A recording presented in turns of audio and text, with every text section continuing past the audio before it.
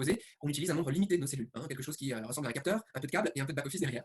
Mais quand on respire, toutes les cellules sont mises à profit. Le processus respiratoire est dans toutes nos cellules. Et de cette façon, la respiration a déjà une emprise holistique sur notre système, c'est-à-dire complète et entière. Ça veut dire aussi que quand on travaille notre souffle, quand on modifie notre respiration, on modifie la vie de toutes nos cellules en même temps, à des degrés différents évidemment.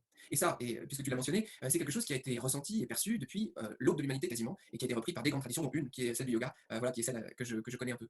D'accord. Parce qu'en fait, on respire naturellement, quasi machinalement sans s'en rendre compte. Quel est l'intérêt de travailler la respiration? Parce qu'on pourrait se dire c'est naturel, ça fonctionne, j'ai pas besoin de prêter de l'attention sur cette notion respiratoire.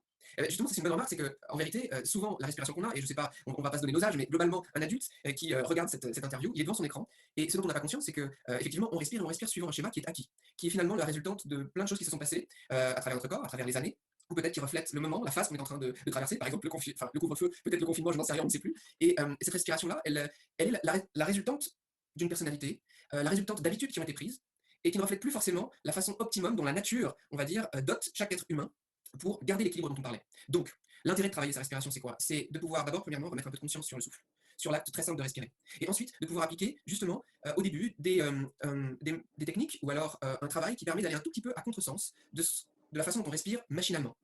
Et par là, du coup, revenir un peu plus près du canevas qu'a prévu la nature pour un schéma respiratoire le plus optimum possible dans le maintien d'équilibre de notre système. Et on pourrait se demander d'ailleurs quels sont justement alors les facteurs ou les directions qu'on peut prendre pour améliorer notre façon de respirer. Quand je dis améliorer, ça veut dire que la façon de respirer puisse soutenir encore mieux, on va appeler ça l'homéostasie chez nous, on va le reprendre, c'est un terme qui traduit bien la notion d'équilibre, je trouve. On va dire 4-5 grands facteurs. Vous savez, j'ai mis un 6 parce qu'il y en a un bonus aussi. Deux facteurs qui sont corporels. Là, toi tu es comme ça, devant l'écran, moi je suis comme ça, d'autres sont très droits, d'autres sont un peu comme ça dans leur écran, et clairement, chaque position va forcément induire une façon de respirer différente. Donc, une première chose qu'on peut travailler quand on parle respiration, c'est simplement l'ouverture et la position mécanique de l'appareil respiratoire. Ça, c'est une première chose. Par exemple, la position du dos, hein. La deuxième chose, c'est, allez, on prend l'image d'un bateau qui utilise aussi l'air, exactement comme la respiration. On va dire qu'on peut travailler la surface de voilure. Ça, c'est notre capacité pulmonaire. Globalement, allez, moi je mesure 1m78, je ne pourrais jamais avoir le même volume respiratoire que quelqu'un qui fait 2m30. Parce que, clairement, et de façon organique, je n'aurai jamais autant de volume. En revanche, ça c'est un axe qu'on peut travailler, on peut, à partir d'une respiration normale, développer ou utiliser plus de notre capacité pulmonaire. Première chose. Deuxième chose, le flux de l'air, la vitesse et le volume qui arrive dans nos poumons. Là, ce qui est intéressant, pareil, peut-être que nos téléspectateurs, nos auditeurs respirent gentiment derrière leur écran, et globalement, on peut se dire que dans ce cas-là, on respire 20 à 30% de notre capacité totale. Simple. Donc, si on a déjà élargi et flexibilisé mécaniquement l'appareil respiratoire, après, on peut mettre évidemment volontairement un peu plus d'air. Deuxième chose. Troisième chose, qui est importante, eh bien, notre bateau, maintenant qu'il a un peu plus de voilure, ça va dépendre un peu de la direction du vent. Et la direction du vent, c'est la façon dont on dirige l'air dans nos poumons. On a l'impression que c'est un peu inaccessible ça comme notion, et en fait, ça l'est pas, et assez facilement. Si vous avez un vent tourbillonnant dans les voiles, c'est pas la même chose que si vous avez un vent unidirectionnel. Et il y a des techniques, pareil, qui nous aident à faire ça, à mettre un vent plus régulier, parfois un peu plus dense, et qui nous permettent, entre autres, et ça on en reparle après pour l'aspect prévention et santé, c'est d'augmenter légèrement le taux d'oxygénation dans le sang. Important. Un autre facteur encore, ça pourrait être la rythmique respiratoire, le tempo, la mélodie de notre respiration. Et ça aussi, c'est quelque chose qui est souvent le reflet de notre état. Quand on travaille notre souffle, on inverse un peu la vapeur, c'est-à-dire qu'on va appliquer volontairement un certain schéma respiratoire, un rythme notamment, où on va différencier l'inspire, les rétentions à plein dans nos poumons, ou l'expire notamment. Et cette proportion ou cette rythmique appliquée aux différentes phases de la respiration vont donner un schéma respiratoire. Et on est d'accord, je pense que tout le monde est d'accord là-dessus, c'est que, par exemple, il y a un lien très net entre nos émotions et ce schéma respiratoire. Souvent, ce lien, il se fait de façon unidirectionnelle, c'est-à-dire il y a un vécu émotionnel, il y a un reflet sur le plan de la respiration. Par exemple, tu pourrais me dire, toi, et me mimer ta respiration quand vraiment tu es fatigué d'un écran. Et tout le monde pourrait faire.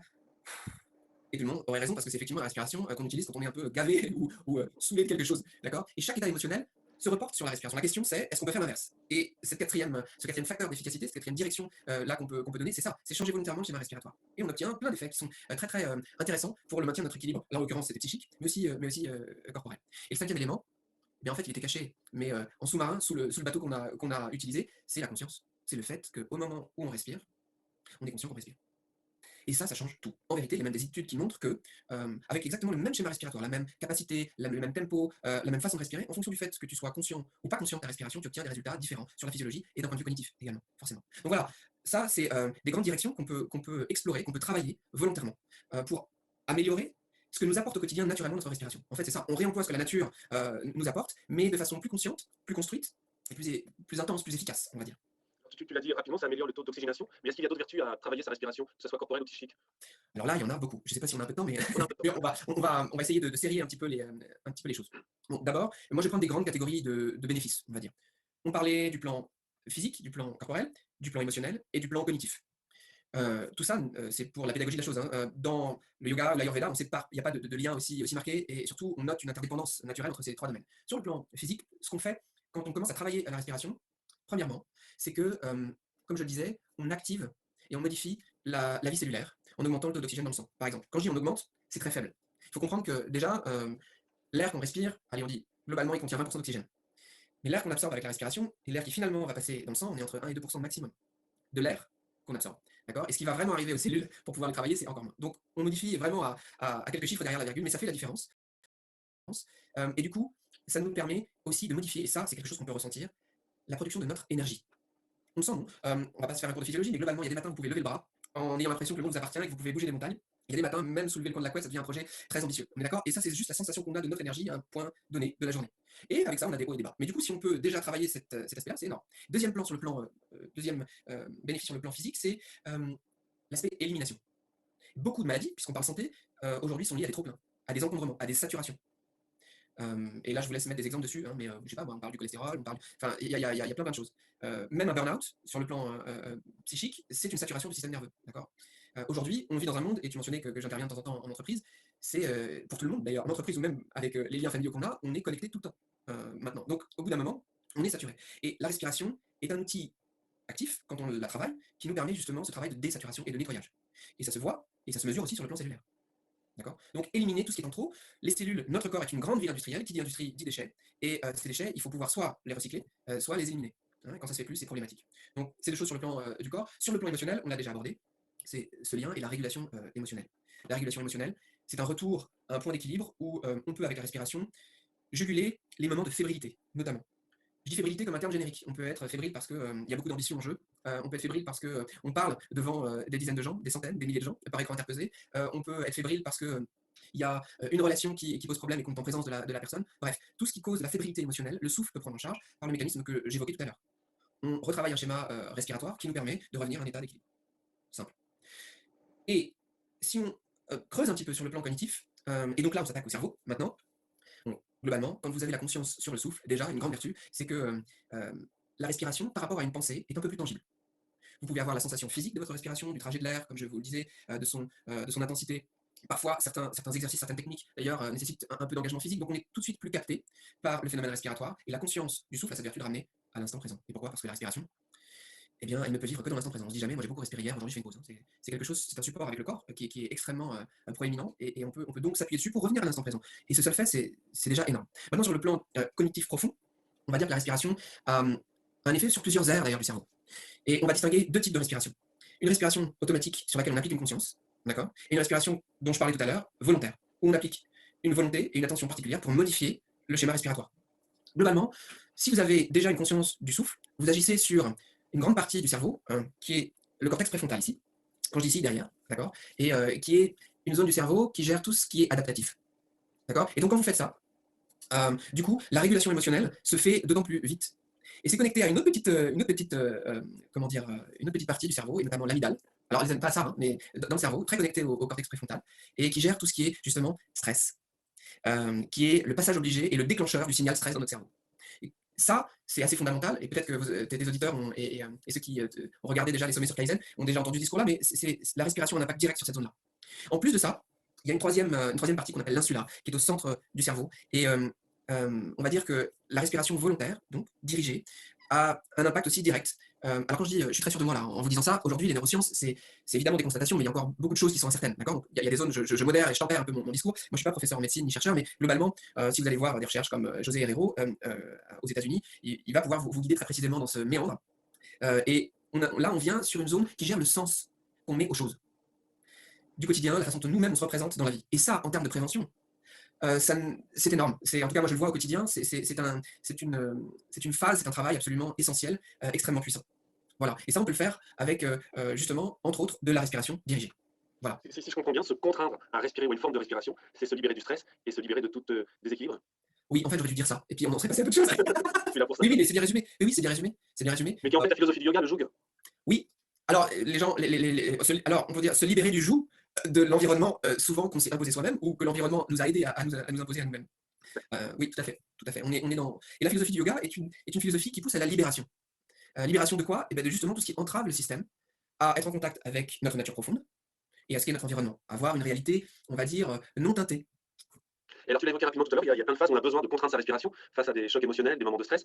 Quels sont les exercices à faire? Même si à la fin de notre interview, on va proposer un petit exercice pour les internautes. Quels sont les exercices à faire? Est-ce qu'on est obligé de faire du yoga ou est-ce que ce sont des exercices qu'on peut faire hors pratique du yoga et surtout quand les faire? Alors une vaste question, mais Oui, alors, pour répondre, en bref là-dessus, on peut faire des exercices de respiration indépendamment de ce qu'on connaît d'habitude du yoga, avec des mouvements et des postures. Je vous montre quelque chose en fin d'interview, à faire très simplement sur une chaise. On va pouvoir reprendre un peu les facteurs, d'efficacité qu'on a évoqués ensemble. Le simple fait, encore une fois, de remettre de la conscience et par exemple, de simples exercices pardon, qui permettent de remobiliser la capacité pulmonaire et de changer le rythme de la respiration. De différencier inspire et expire, simplement ces 3 choses, repris dans 1 ou 2 exercices, d'une dizaine de minutes. Je vous le dirais 2 fois par jour, c'est idéal.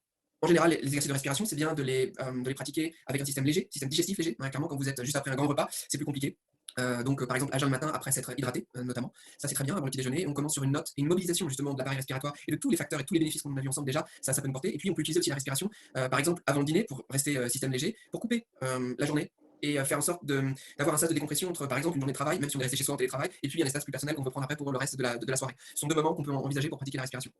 et alors à l'art de vivre, vous avez quand même une spécificité qui est le Sandarshan Kriya. Tu peux nous Oui. expliquer cette technique respiratoire très particulière que j'ai eu la chance de pratiquer avec toi? Oui, alors cet outil et les techniques qui vont avec, les techniques de respiration, donc on est vraiment sur de la respiration. Difficile à comment dire? À transmettre une expérience là comme ça, mais globalement, vous prenez tous les facteurs d'efficacité qu'on a vus. C'est-à-dire le fait de pouvoir, travailler, ouvrir un tout petit peu le corps à la respiration, de pouvoir, augmenter le flux et travailler sur la quantité d'air qu'on gère. Gérer aussi le trajet de l'air également, la rythmique respiratoire et la conscience qu'on y met, vous reprenez tout ça dans une même technique et ça donne le Sudarshan Kriya.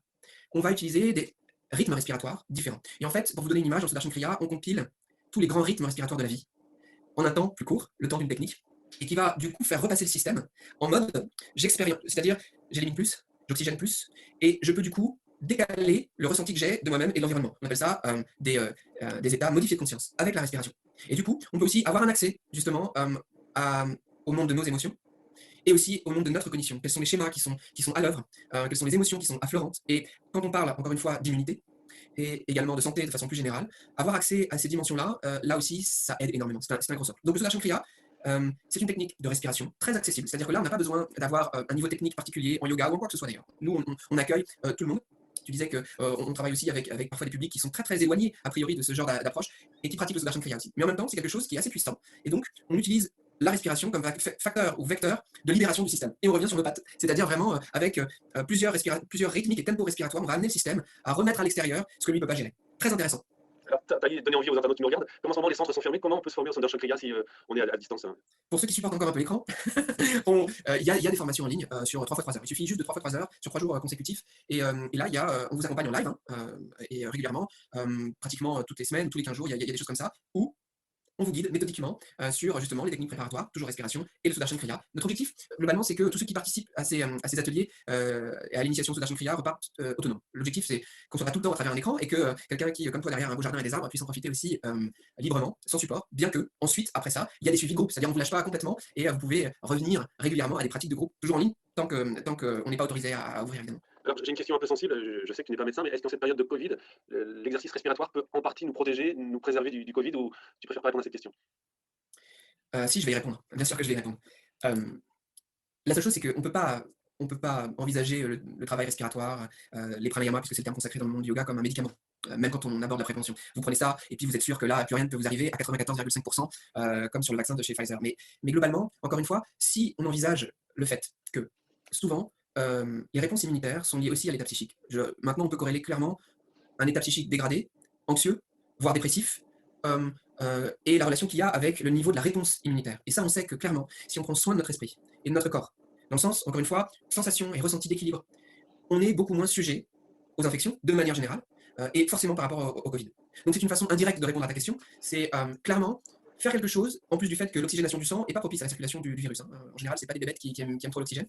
Mais globalement, par le fait de soutenir sa santé mentale, son bien-être mental et psychique, on contribue énormément à la lutte contre le Covid. Ça, c'est clair. Ça, pour moi, ça, je suis assez formel là-dessus. Très bien. Du coup, on va enchaîner avec une autre technique que tu je sais pas si on dit technique, approche que tu maîtrises, l'Ayurveda? Oui, alors moi je suis pas un très grand spécialiste de l'Ayurveda, il y a des gens qui ont une pratique, ancestrale, de famille en famille même quasiment, comme ça se Oui, fait souvent en Ayurveda. Mais l'Ayurveda, oui, ça c'est quelque chose qu'on propose ici, régulièrement. que tu maîtrises un peu. Bah, bien Déjà, sûr. peux-tu nous définir ce qu'est l'Ayurveda? Moi je vais prendre un terme, enfin plutôt une approche étymologique.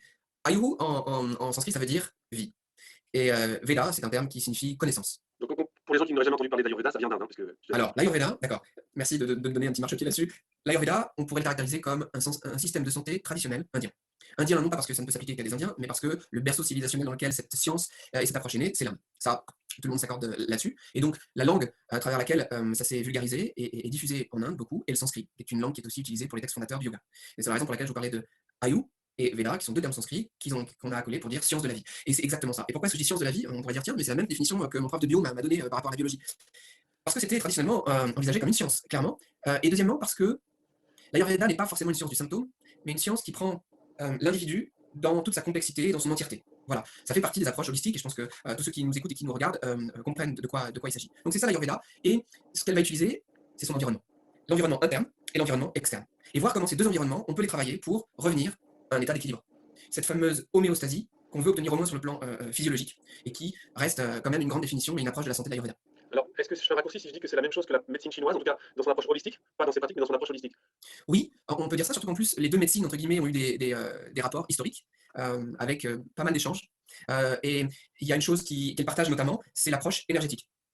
Et donc vous avez, par exemple, dans la médecine ayurvédique, certains secteurs de pratique comme par exemple les marmas et l'acupuncture qu'on connaît, version, médecine chinoise et qui ont des correspondances à, 90 voire 95 avec beaucoup d'échanges. Donc oui, ce lien on peut le faire, mais même aussi avec la naturopathie, si on veut revenir sur notre continent, européen. Et d'ailleurs, aujourd'hui, il y a un très gros travail qui est fait depuis déjà, quelques dizaines d'années pour pouvoir transcrire toute la pharmacopée et ses propriétés qu'on trouve en Inde, la pharmacopée indienne, de plantes qu'on appelle ayurvédiques, avec des propriétés de plantes qu'on trouve ici chez nous. Voilà, et ça, c'est super parce qu'on peut appliquer des principes qui ont été éprouvés depuis des millénaires, hein. Par exemple, l'Ayurveda, un des textes fondateurs, c'est la Charaka Samhita. On sait que c'est le début, tout début de notre ère, peut-être le 1er, 2e siècle de notre ère. Et c'est un livre des principes ayurvédiques absolument précis, avec déjà une bonne approche de la pharmacopée, qu'on retrouve aujourd'hui encore en Inde. Mais les propriétés de ces plantes, on peut aussi les retrouver avec une analyse fine et des expérimentations avec des plantes qu'on va pousser sur nos sols. Et c'est important pourquoi? Parce que l'Ayurveda, je vous le disais, c'est l'utilisation aussi de notre environnement, et souvent et traditionnellement, c'est envisagé comme une médecine de terroir. Et donc, un médecin ayurvédique, vous concoctez des remèdes exactement comme nos grands-mères certainement le faisaient eux-mêmes eh bien, les préparations à partir de choses qui poussaient à 100 mètres, d'accord? Ou en tout cas dans un périmètre restreint. Et tu l'as dit, c'est holistique, mais quelles sont les différentes pratiques ayurvédiques? Est-ce qu'on peut les préciser un peu aux internautes? Est-ce que ça concerne l'alimentation, le sport, les massages, enfin, Ah oui, oui, oui, alors disons qu'il y a énormément de pratiques dans l'Ayurveda. C'est d'ailleurs assez compliqué de toutes les nommer, ces pratiques-là. D'abord, il y a deux choses. Il y a les secteurs, on va dire, de la santé que ça prend en charge, hein, auxquels l'Ayurveda s'est beaucoup intéressé. Et là, vous avez des spécialisations qui ressemblent exactement à nos spécialisations de la médecine occidentale. Il y a des choses qui sont vraiment très spécifiques, par exemple à la natalité, à la régénération du corps, à la chirurgie, à la reproduction. Et vous avez 7-8 domaines comme ça dans l'Ayurveda. Maintenant, qu'est-ce qu'on utilise en Ayurveda? Quels sont les grands remèdes proposés par l'Ayurveda? Tout type de remèdes. Alors, je vous disais, le corps et l'esprit. Je dirais, pour faire simple, le yoga fait partie de la pharmacopée ayurvédique pour l'approche psychocorporelle, évidemment. Donc, l'Ayurveda va vous conseiller parfois des postures à régulièrement faire pour dynamiser certaines parties en fonction de vos déséquilibres. Va vous préconiser des techniques de respiration, clairement. Va vous préconiser aussi parfois des gestes de la main qu'on appelle mudra. Il va vous préconiser des petits exercices pour travailler votre endurance, ou alors simplement le travail des yeux. Bref, corps et esprit, c'est un remède, un grand type de remède, une grande catégorie, on va dire. Ensuite, je parlais de la pharmacopée. Pharmacopée, c'est essentiellement des plantes. Donc ça, c'est clairement des choses qui vont rentrer en ligne de compte. Entre les deux, il y a le style de vie. Et l'Ayurveda va vous conseiller énormément sur l'alimentation que tu mentionnais, les associations d'aliments que vous allez faire, des aliments qui sont plutôt bénéfiques par rapport à l'état de déséquilibre que vous vivez, au contraire celles qui sont très nocives, d'accord. Mais aussi l'heure à laquelle vous mangez, qui peut être très important en lien avec votre flux digestif, qui va même vous conseiller, allez, si on veut pousser un peu le trait, sur le type d'environnement dans lequel vous vous mettez. Pas simplement le type de pièce ou si c'est en nature, mais aussi le type de gens que vous voyez. Et on sait qu'il y a des gens qui sont parfois dans notre environnement plus ou moins bénéfiques à notre état d'équilibre. Et donc, on va aller vers des détails extrêmement puissants et on peut on va dire, rassembler tout ça sous l'étiquette style de vie. Et c'est un outil très puissant de l'Ayurveda. Donc, pharmacopée, approche psychocorporelle, style de vie avec un très gros chapitre alimentation va constituer, on va dire, le gros de l'arsenal ayurvédique. Dans la pharmacopée, les plantes font partie de l'environnement, mais il y a plein d'autres choses aussi, hein, que je n'ai pas mentionné, mais il y a des minéraux qui peuvent rentrer en ligne de compte, qui sont peu utilisés en Europe dans la pratique ayurvédique et qui nécessitent des spécialisations extrêmement poussées. On utilise, pour pas vous faire peur, hein, mais exactement ce qu'on utilise parfois en homéopathie. Hein. Vous avez en homéopathie des choses qui sont liées à l'arsenic, qui sont liées à des produits qui sont a priori des poisons, mais avec une forme de dosage ou de conditionnement dont on peut se servir pour vraiment améliorer la condition physique et l'état de déséquilibre. Et tu n'as pas évoqué les massages, c'est peut-être la partie la plus Ah, visible bien sûr. Où est-ce la tête? sur les épaules. Ou les alors le massage pareil, il y a là encore une fois, des choses, enfin, il y a une liste extrêmement longue de ce qu'on peut faire, sur, le traitement, du corps. Le massage, rentre dans une démarche ayurvédique qu'on appelle Panchakarma. Pancha, c'est Panta hein, en France, français, ça veut dire cinq traitements, grosso modo, dont les massages font partie. Beaucoup sont des massages à l'huile, souvent, chauffée, très, très, très agréables et qui ont beaucoup, pour beaucoup d'entre eux, la propriété d'apaiser l'agitation corporelle et psychique.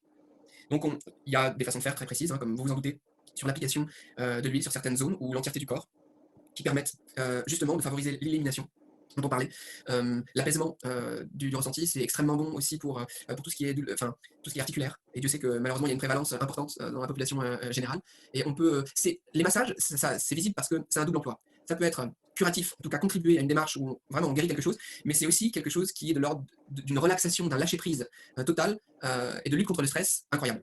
Voilà, une prise en charge super. Quand c'est fait dans de bonnes conditions avec des gens compétents, c'est une pratique, en tout cas que moi je conseille pour les massages à l'huile assez longs, par exemple 1 heure de massage à l'huile, comme le grand classique Abhyanga, qui veut dire simplement massage, hein, mais en sanskrit, à l'huile souvent de sésame par chez nous, et ça peut varier, c'est un must au moins une fois par mois. Et notamment, et ça c'est aussi quelque chose que prend en compte l'Ayurveda, en lien avec la saisonnalité. Les périodes d'automne et d'hiver, se faire masser à l'huile chaude, c'est vraiment quelque chose de très, très, très bénéfique. Même sans symptômes exacerbés particuliers, juste pour de la prévention, c'est extrêmement bénéfique.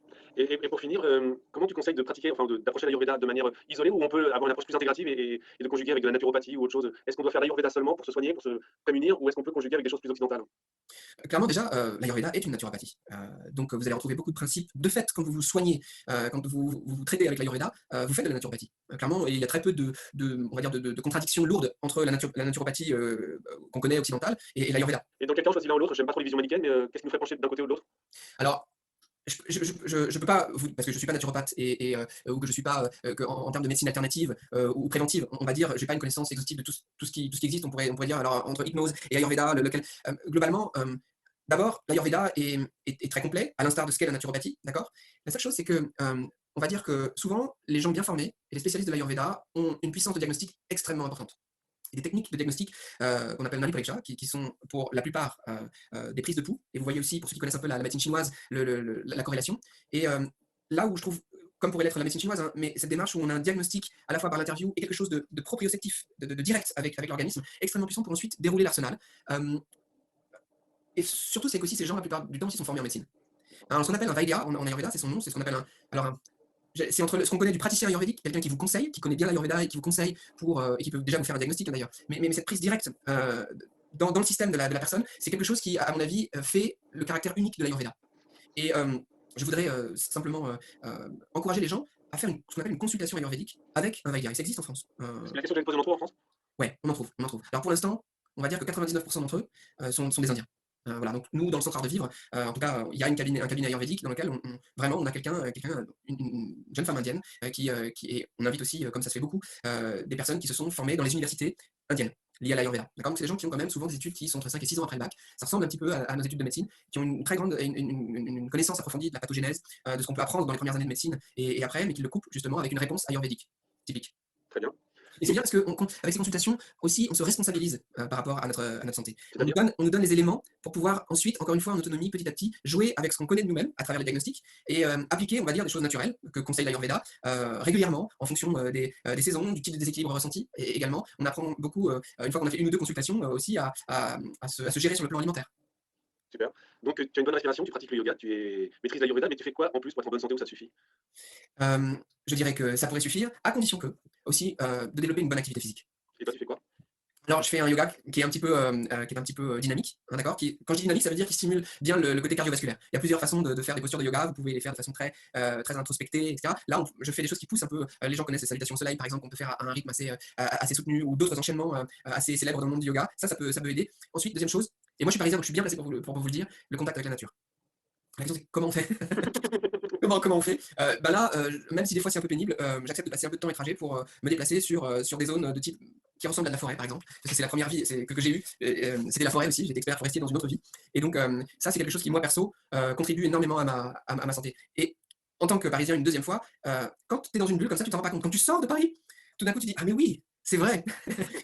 Donc, ça, c'est un deuxième facteur qui, pour moi, est extrêmement important. Troisième facteur, se retrouver dans des positions où on sert les gens.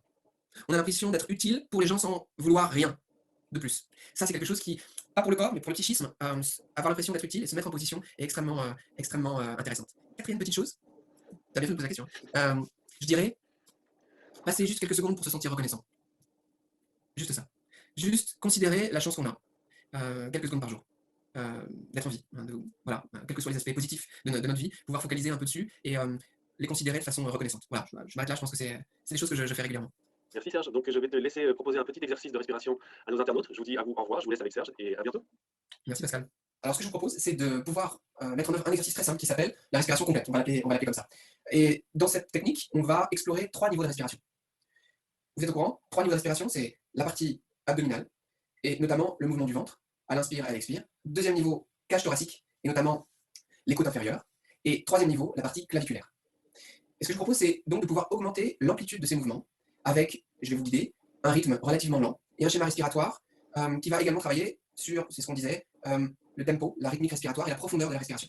Okay, donc je vous explique d'abord et ensuite je vous guide complètement à travers l'exercice. Le but étant que pendant que l'exercice se déroule, vous puissiez simplement écouter et vous laisser aller avec les instructions sans avoir à ouvrir les yeux, pouvoir vraiment vous détendre dans l'exercice. Donc ce qu'on va faire, c'est que pour la partie abdominale, ventrale, on ira poser nos mains au niveau de l'abdomen.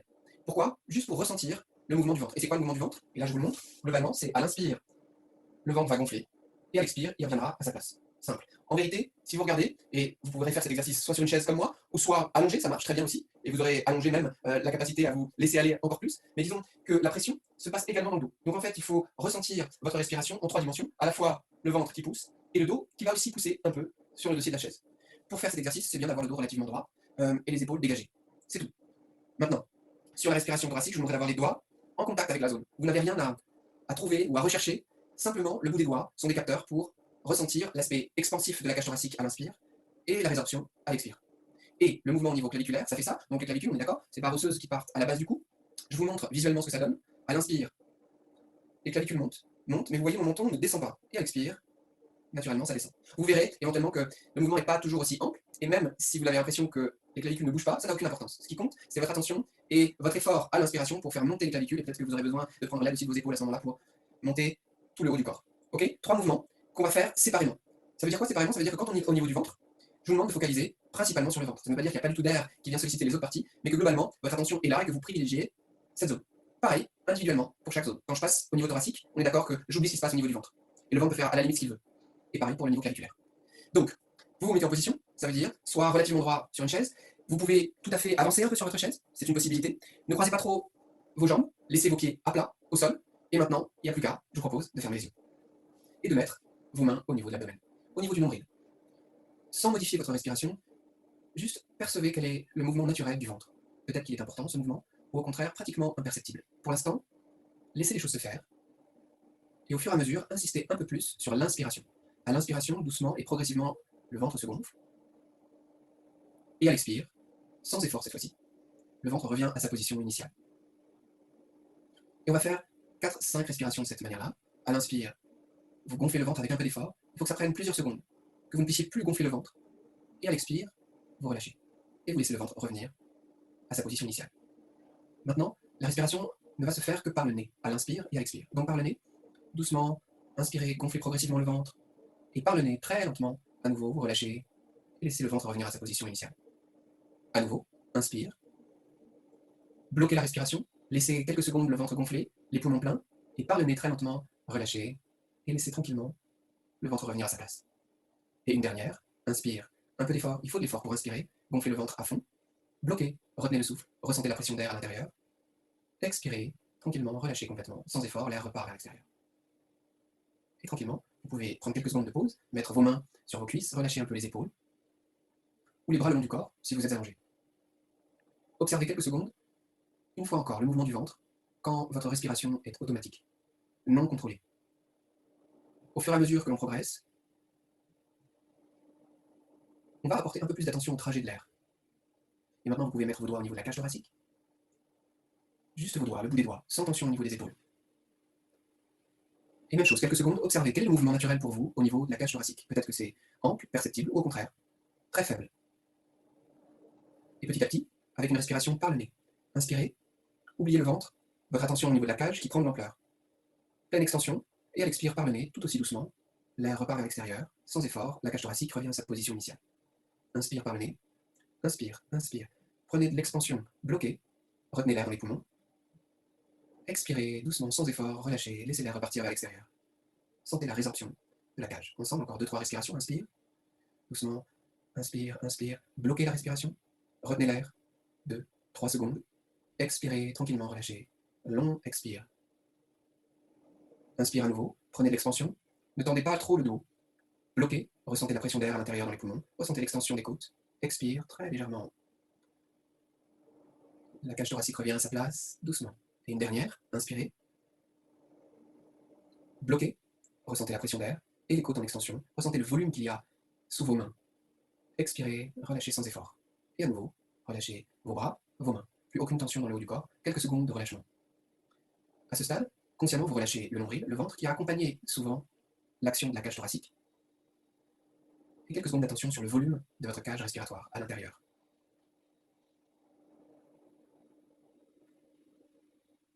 Et tranquillement, vos doigts sur la partie osseuse, un peu plus haut, les clavicules. Et là, même si le mouvement est virtuel, ça n'a pas d'importance. Donc ensemble, par le nez, à l'inspire, vous montez les clavicules, vous bloquez en haut, par le nez toujours, expirez doucement, il faut que ça prenne plusieurs secondes, ressentez les clavicules qui descendent, même subtilement. Ce qui compte, c'est votre intention, là, dans la respiration, inspire, montez, montez, montez, montez, montez, bloquez, expirez, relâchez, tranquillement, relâchez.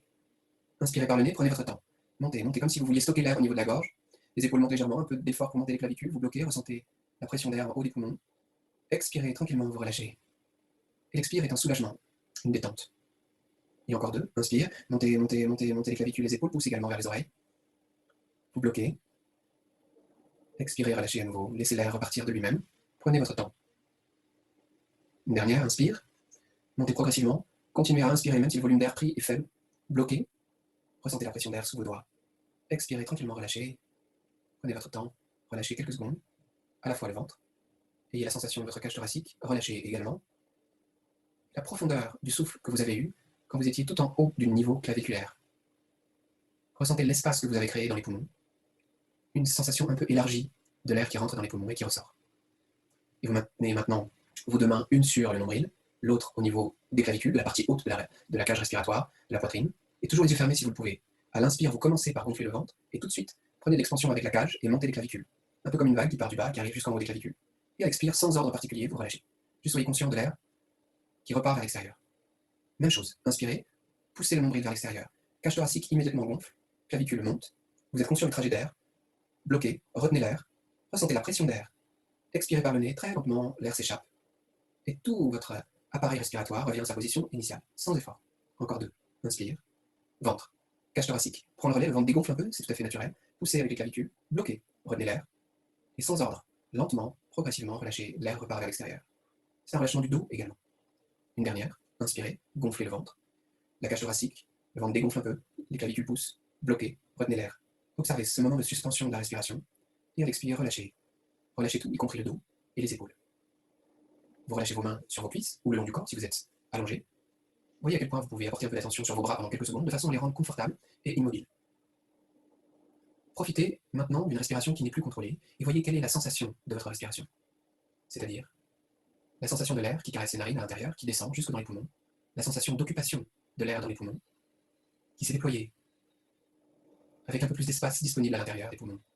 Et le trajet inverse de l'air qui repart, à nouveau, qui passe par les narines et qui revient vers l'extérieur, dans un espace à 15 cm devant le nez. Observez ce phénomène pendant 4 à 5 respirations. L'air qui passe dans les narines, dans la gorge, et puis qui descend jusqu'au fond des poumons, qui occupe un espace plus vaste, et l'expire, trajet inverse. L'air remonte, passe par les narines, et détend tout le corps. Chaque inspire, vous énergisez le corps. Chaque expire, vous soulagez, vous détendez le corps, vous apaisez tout le système. Restez conscient du phénomène pendant quelques secondes. Et votre respiration de moins en moins dirigée, de moins en moins volumineuse. Juste la respiration automatique, avec un volume tout à fait normal pour vous. Et après quelques respirations, progressivement, vous pourrez redevenir conscient du corps tel qu'il est disposé sur votre chaise ou allongé, et tranquillement, graduellement réouvrir les yeux et revenir vers l'extérieur. Une fois que vous avez ouvert les yeux, je vous invite à simplement observer quelques secondes l'état de votre esprit, en prenant un point fixe devant vous à 1 mètre, soit vers le sol, soit devant vous, à partir du moment où le point ne bouge pas. et juste constater quel est l'état de votre esprit maintenant. Pas tel qu'il était il y a ne serait-ce que 1 minute ou 5 minutes, mais maintenant. Et après 15 secondes d'observation, une fois encore, revenez à la sensation du corps et à la conscience de ce qui vous entoure, vers l'extérieur. Et l'expérience est terminée. Vous avez la possibilité de faire notamment cette technique-là avant de vous endormir. C'est un exercice qui permet d'apaiser énormément le système, de le faire ralentir. Et donc, si vous ne forcez pas trop avec la respiration, évidemment, vous pouvez l'utiliser avant de dormir. Mais vous pouvez aussi utiliser toute la partie volontaire de la respiration de l'exercice. Quand vous sentez que vous baissez un peu de régime, vous êtes devant un écran depuis déjà 2-3 heures, vous sentez que votre concentration baisse, que vous n'avez plus la même réponse, vous prenez du recul exactement comme la distance que j'ai avec l'écran, c'est-à-dire au moins 1 mètre, à 1,50 m, et vous ramenez votre attention à la respiration, vous reprenez la séquence qu'on vient de faire ensemble. 3 minutes, l'équivalent de 10 respirations à 12 respirations, et vous verrez que l'énergie change. Au début, on a l'impression qu'on met un peu en avant, il y a un peu de fatigue qui remonte, et vous allez voir qu'en fait, c'est une forme de détente qui vous permet justement de régénérer votre énergie et de revenir plus disponible et un peu défatigué par rapport aux 2-3 heures que vous venez de passer. Que ce soit en réunion, que ce soit avec une tâche qui vous a pris vraiment complètement. Très bénéfique. Voilà une séquence. Je vous souhaite une bonne respiration.